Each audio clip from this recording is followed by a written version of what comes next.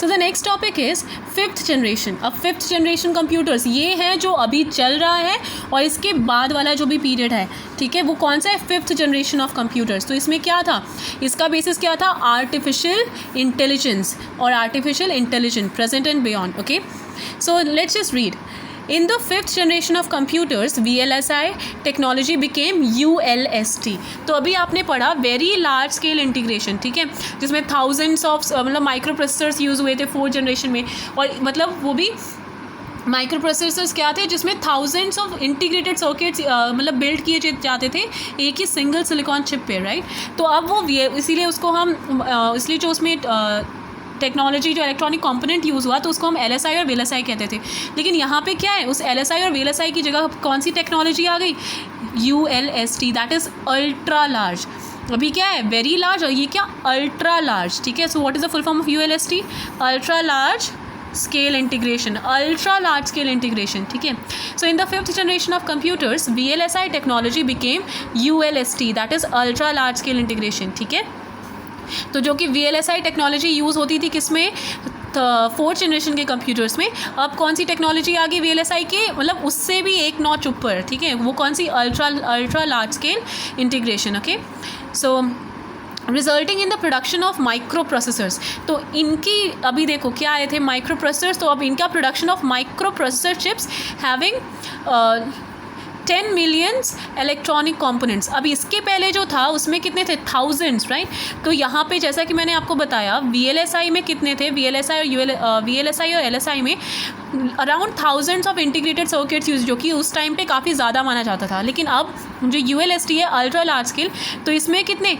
10 millions electronic components use हुए. कितने? 10 millions electronic components micro processor पे, ठीक है. तो जो माइक्रो प्रोसेसर चिप्स यूज़ हुई उनमें कितने इलेक्ट्रॉनिक कंपोनेंट्स यूज़ हुए? 10 मिलियंस, ठीक है, जो कि पहले थाउजेंड्स में था, अब क्या है? 10 millions. So you can just understand the value of this ultra large scale integration, ठीक है. So this generation is based on parallel processing hardware and artificial intelligence. तो इस जनरेशन का बेसिस क्या था? Parallel processing hardware and artificial intelligence, जो कि यहाँ पे लिखा हुआ है, ठीक है. So what formed the basis of fifth generation? Parallel processing hardware and artificial intelligence formed the basis of fifth generation. Again I am repeating. What formed the basis for fifth generation? Parallel processing hardware and artificial intelligence formed the basis of fifth generation of computers. Clear? Yes. So यहाँ पे कुछ fact file दिया हुआ है. Let's see what's written.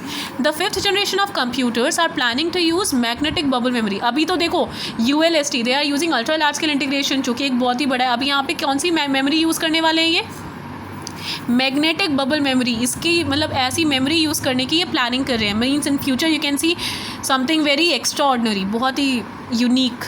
So the researchers are aiming at developing machine that can speak human language. अभी ऐसी machine भी develop करने का मतलब सोच रहे हैं रिसर्चर्स मीन्स जो रिसर्च करते रहते हैं, those who are like looking for something new, something advanced every time, जिनके लिए कभी भी परफेक्शन नहीं होता, वो हमेशा और आगे की सोचते रहते हैं और आगे डेवलपमेंट के बारे में सोचते रहते हैं. तो वो क्या एम कर रहे हैं? They are aiming at developing machine, एक ऐसी मशीन डेवलप करने का जो कि ह्यूमन लैंग्वेज बोल सके. हम इंसान जो लैंग्वेज यूज़ करते हैं वो लैंग्वेज बोल सके. So this is something very unique and very like extraordinary. So following are its characteristics. ये किसकी कैरेक्टरिस्टिक्स हैं? ये आर्टिफिशियल इंटेलिजेंट कंप्यूटर्स, मतलब बेसिकली फिफ्थ जनरेशन की कैरेक्टरिस्टिक्स हैं, फिफ्थ जनरेशन ऑफ कंप्यूटर्स की, ठीक है. First one, microprocessor chip is used as electronic component. अब इसमें क्या है, जो देखो वहाँ पे जो इलेक्ट्रॉनिक कंपोनेंट यूज़ हुआ था वो क्या था? वो था क्या बोलते हैं, इंटीग्रेटेड सर्किट्स में थाउजेंड्स में थे, ठीक है. और यहाँ पे क्या है? यहाँ पे मिलियंस में, right. So microprocessor chip is used as electronic component.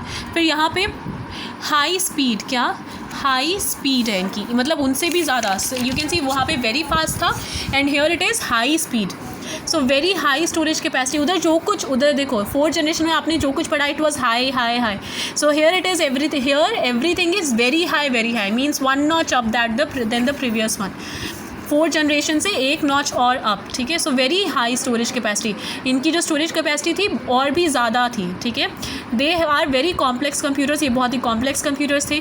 They are highly reliable intelligent. वो भी रिलायबल थे लेकिन ये उनसे भी ज़्यादा, मतलब हर एक चीज़ और भी ज़्यादा बेटर थी और रिलायबल थी, ठीक है। तो हाईली रिलायबल और इंटेलिजेंट थे। क्या थे? इंटेलिजेंट।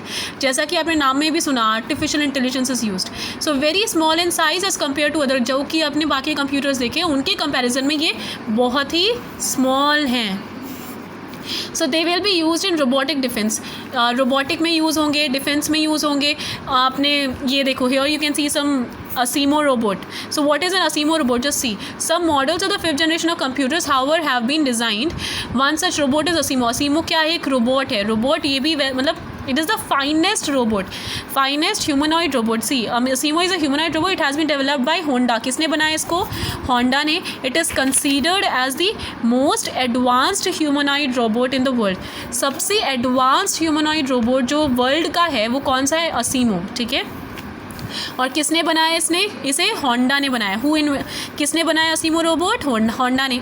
सो अब आपको समझ में आ गया होगा। तो 5th जनरेशन कंप्यूटर्स भी आपने जान लिया, जो कि बहुत ही मतलब एक्स्ट्रा ऑर्डिनरी है अभी जो हमारी करंट जनरेशन चल रही है और जो आने वाली है वो किसकी? आर्टिफिशियल इंटेलिजेंस की।